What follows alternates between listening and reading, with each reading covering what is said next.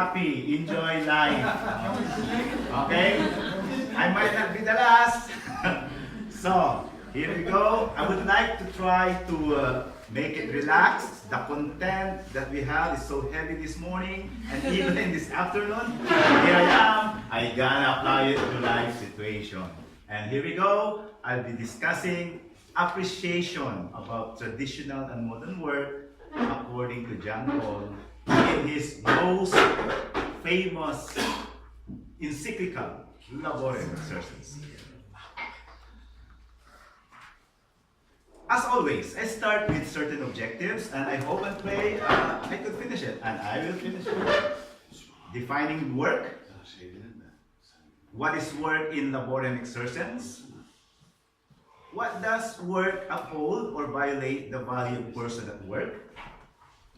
What characterizes traditional and modern work in the Philippines? Because I will be reappropriating his teaching. When does traditional and modern work promote the dignity of human work? So, in a sense, I am reappropriating his teachings in our context. What's the meaning of work? We know it so well. Ordinary meaning, work is defined by effort. Just like what I've been doing, what we have been doing. There is an effort for us to present this paper. We prepared for it. And the product is, this is it. We are together. And then we produce, what kind of paper are we producing? Quality of work as an outcome. And eventually, work is associated with one's career, job, profession, or employment. Work is a calling. But work as a calling is always associated with mission or vocation to serve. As St. Paul said, if anyone will not work, let him not eat. Significance of work. I quoted Laborem Exercens, and it says, work is a fundamental dimension of the human existence on earth. Work makes life more human, and the human person is the subject of work.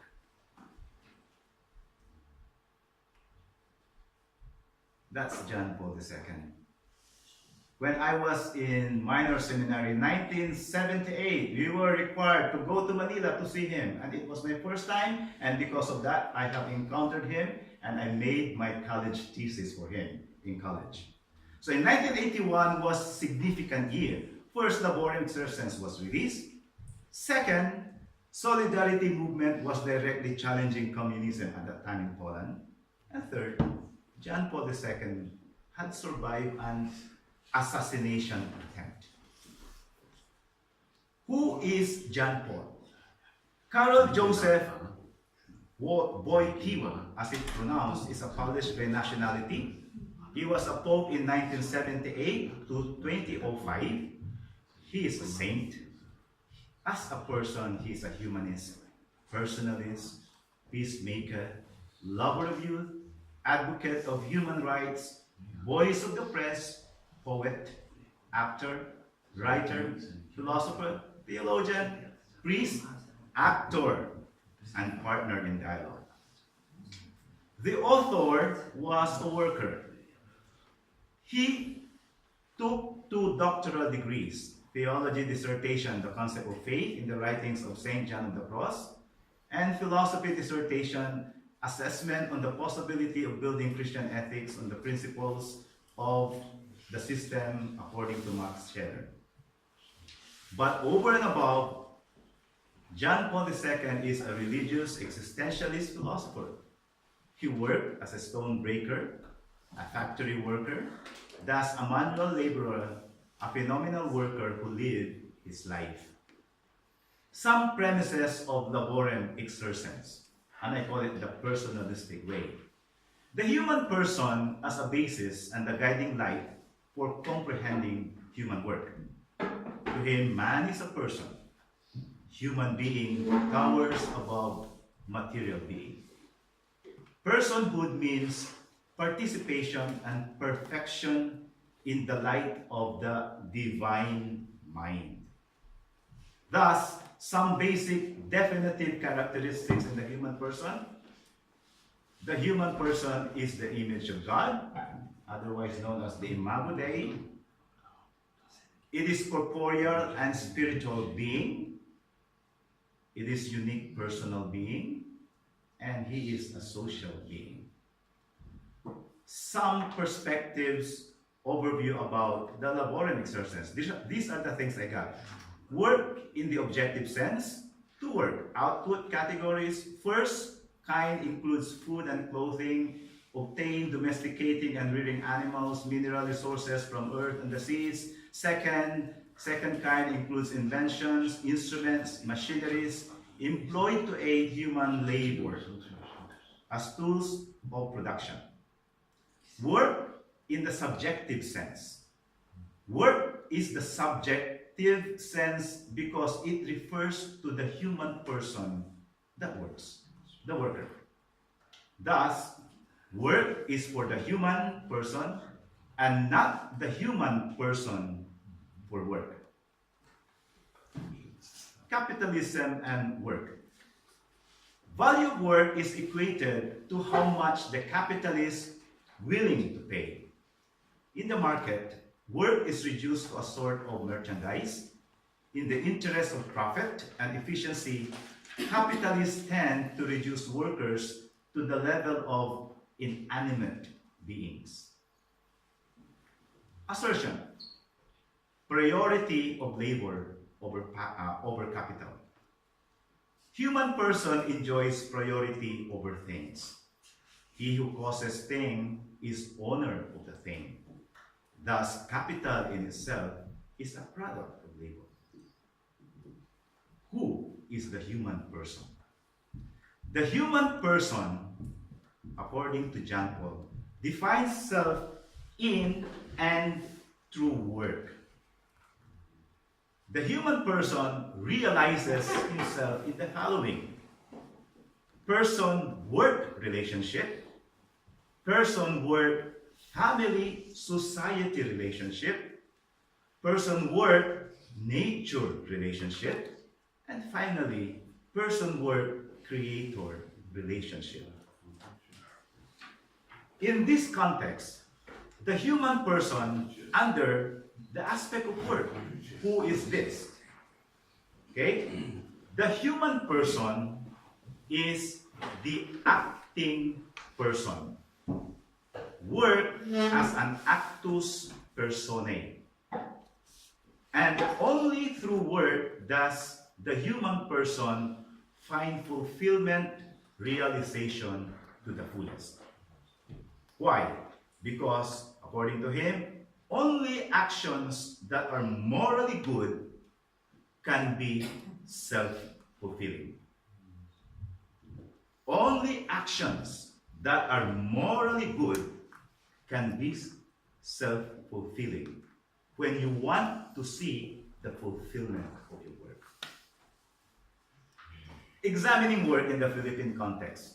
I tried to reappropriate. Definitely, I would like it to be lighter, traditional, modern. In the Philippines, traditional, farming, carpentry, home, cooking, writing books, labor-intensive artisanal crafts, indigenous weaving, going to school, teaching, office, caring for children, the sick, the old. These are some traditional. In modern, mass production of food, clothing, printing, building a condominium or mass housing, service in the fast food, restaurants, mechanized bakeries, garment factories, online service.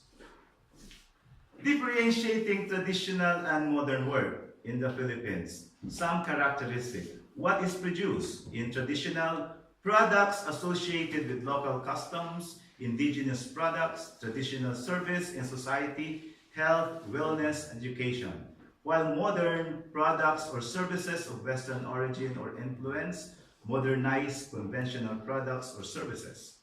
What are used to produce the product? It uses local raw materials, natural ingredients, organic. Uses synthetic materials or ingredients in a modern. In what work sector?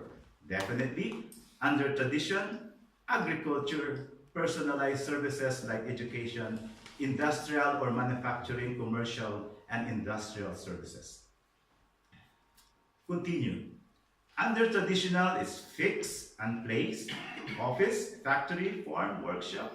It connotes stability and permanence, while modern, mobile or flexible place, flexible time and days, it connotes dynamism, fleeting temporariness. It sets rules and procedures, usually labor-intensive or employs simple machine in tradition, while in modern, customer-responsive, short-term projects, technology-driven. Under modern, it caters to foreign markets. Scope of service or operations can be global, while in tradition, scope of service or operations is local. Work-person relationship. Traditional. It requires more toil than that develops.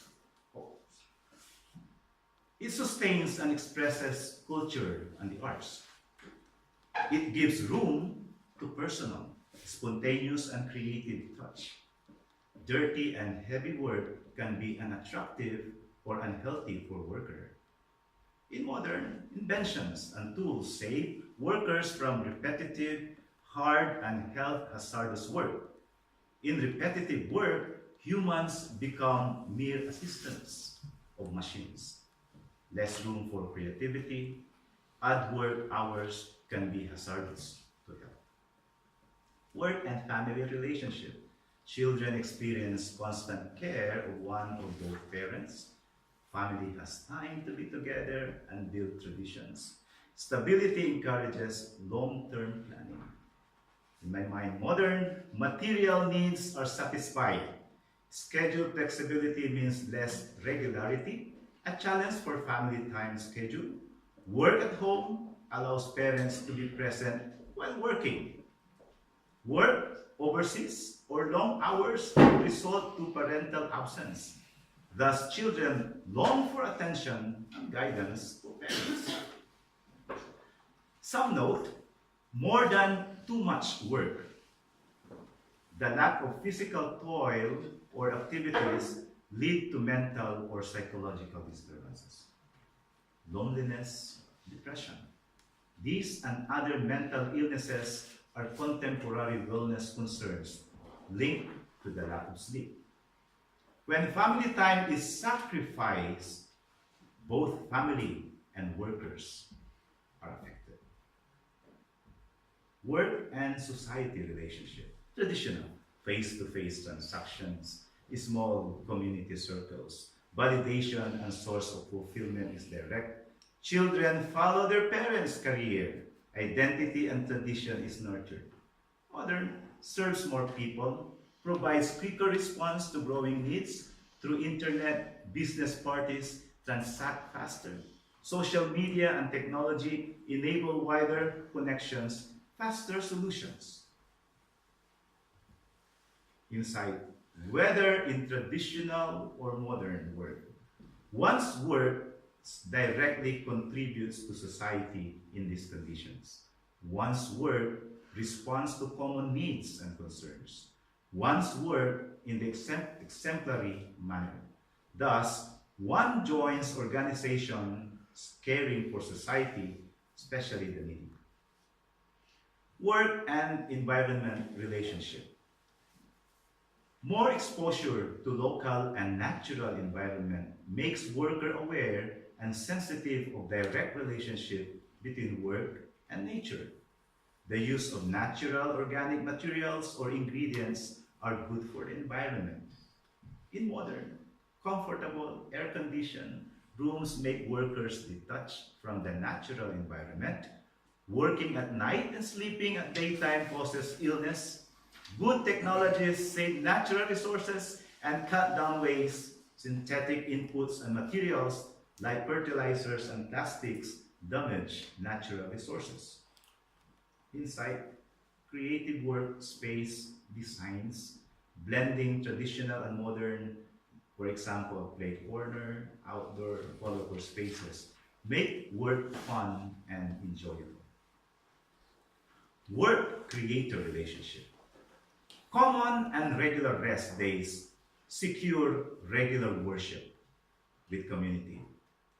Mass worship in church or small communities is good for the spirit. In modern, buried rest days get into worship schedule, makes mass worship on TV or internet as necessity. Worship in small groups can be more intimate, but not sustained. Whether traditional or modern in outlook, one could practice a fulfilling work-creator relationship by 1. Engaging in work that produces good products and good service. Negotiating for a regular rest and worship schedule. Participating in charity projects or promotes a good cause. In summary, the Philippines is open to global markets, making traditional and modern work available. Modern work augment employment opportunities from traditional work. Most modern work entails working abroad, working at night, or flexible time. Overseas Filipino workers are estimated at more than 2 million at any time and augment Philippine income. Social media and the internet makes it possible for families to remain in touch despite the physical distance. The big questions raised by Laboren exercens remains. Many are working for employment that does not pay enough. Many leave the work they prefer for practical reasons. Poverty, unemployment, and underdevelopment remain significant.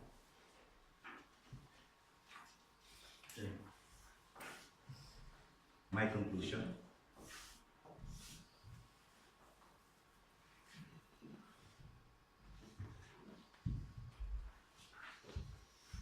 We made porn, no? We composed with my wife, and we would like to share this. This is how we feel when I was doing this. Both of us talk about work, and I feel that we would like to share this with you. So we both composed it. As long as farmers are hungry and so poor, that they leave their farms, builders and carpenters do not live in decent living, dwelling in a proper place. And parents leave their children to become caregivers. As long as families cannot celebrate life and pray together because parents work harder and longer hours. Forests, rivers, the environment die because of human carelessness or big business schemes and greed, and personal wealth blind business owners and government from seeing the workers' interests and our common future. As long as such dehumanizing values and conditions persist amid the apparent progress in our society, workers will remain undervalued and appreciated as humans, still lower than society values wealth building. We are still far from unleashing the full potential of many workers and far from truly caring for the image of God among us. When we can freely examine our work, values, and work options, whether traditional, modern, or postmodern, then we as workers become fully human, free to choose our calling. For now, we still need to work on our values as we seek more humane working conditions. Then we can work to live or live to work as we choose. Whatever happens, we will work because that's how we are called to be, to work in the vineyard of the Lord. Thank you for listening. Okay, so we open for your comments, for your questions. It's hands. He raises his hand first, and then you, Professor Mando, and then please. Thank you. Right. And the first one, yeah. So I have two questions. Oh, thank you very much. That encyclical, I also read it when I was very young and I liked it very much. Probably read it at the same time as you did, a long, very long time ago. Yeah. I have two questions. The first one is that, yes, so humans are the subject of work, and work makes us more human. That's one of the points of the encyclical. I'm sure that we can think of many instances where work has dehumanized people, both in the traditional work and modern work.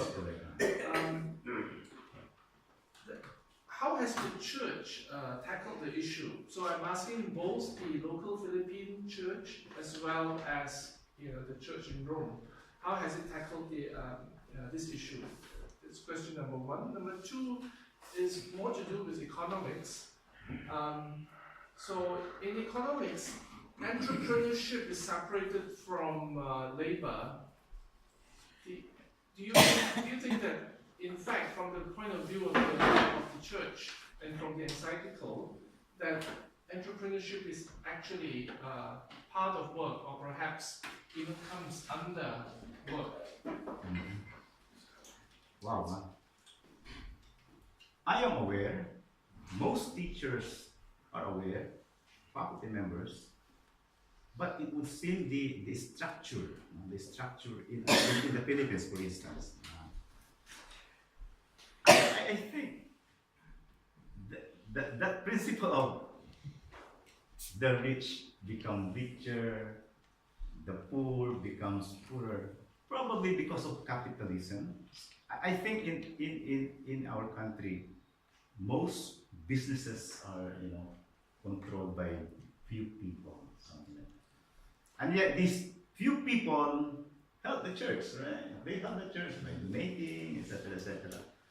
But to talk for the whole work, or the work for all, it would seem that poverty still exists.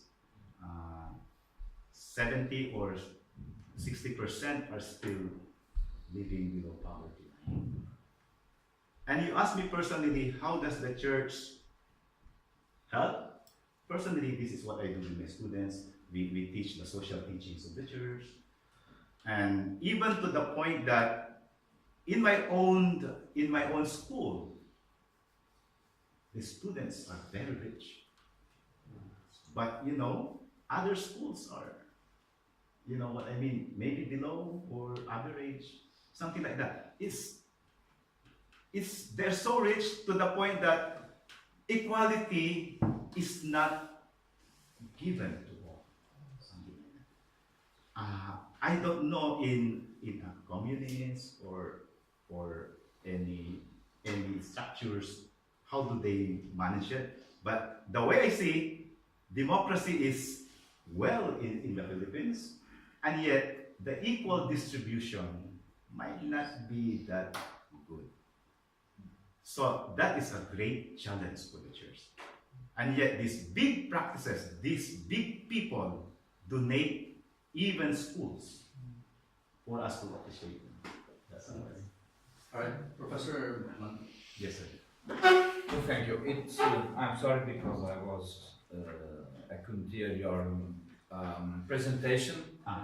So this is more an applause for your reading, but also I'm applauding the aim, the sort of poem with which you concluded your presentation, you and your wife, and it was also a comment, because that poem to work and the importance of the values of work are very much in line with what Hernando de Soto Polar, a very well-known Peruvian sociologue and economist, says that the poor are not the problem, the poor are the solution.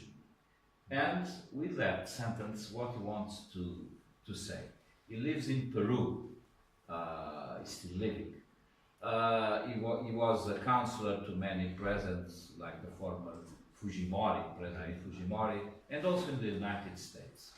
And as we all know, in Peru, like in other global societies, there is a confrontation, mainly in South America, 10 years ago, 15 years ago, between, well, sort of Marxist approach to economy, like in Venezuela, which is in the power, and a neoliberal approach to economy, with the regulation of the economical apparatus.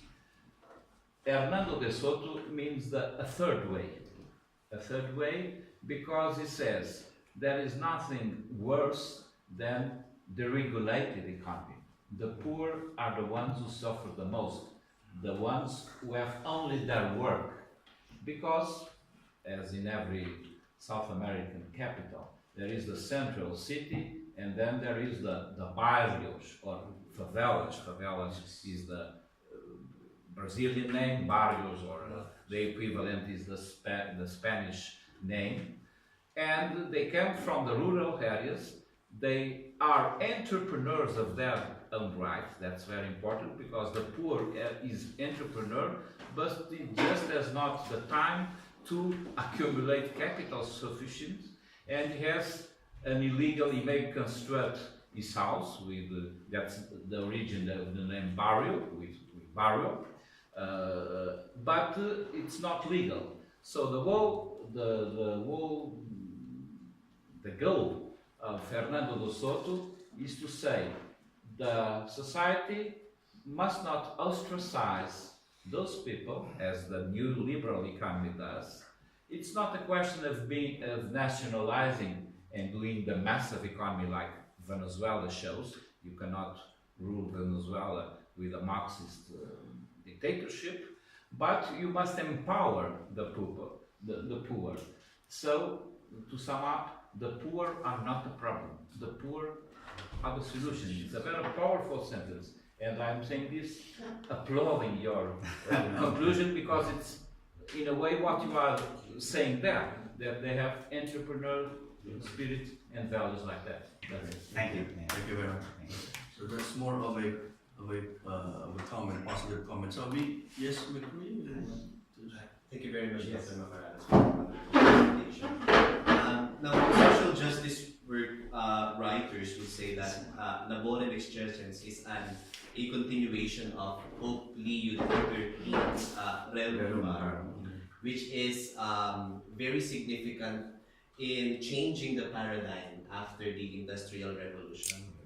Now, I just would like to pose a practical question. How can laborem exercens become more significant today in the Philippine context, especially in the presence of the current employment situation in our country, the Philippines, as there is a great wave of brain drain. There are lots of Filipino workers going abroad, as there is no work in the country, especially now in the high monetary inflation that we have. So the question is, how do you think can laborem exercens become more significant now in the Philippine context? Okay. I said work. There is always, if you find meaning, if you find meaning to your work, like treat it as a calling, there will never be question about it. If you treat your work as a calling, I think this is what it's telling us. Actions, self-fulfillment, actus persona, work personified. But in reality, it's not happening. It's not happening. Because some work for the sake of work, some work for living, and I said 60 or 70% are still living below poverty line. That is something for me to, it is a surprise how come we are at this still level. So sabi ko, only the rich become richer, only the poor becomes poorer. We continue as a teacher, continue to evangelize by by doing by sharing what John Paul is saying, but in reality, in the Philippines, still few are still following it. But for us here, I hope and pray we are here because it's our calling, it's our mission to serve. Something like that. That's how I see it. All right. We, for lack of time, we have to end this discussion. Maybe we can continue the discussion because I think he has a very pointed question that needs some practical answers. All right. So thank you very much, Professor Johnny, for your presentation. So, at this point, we have.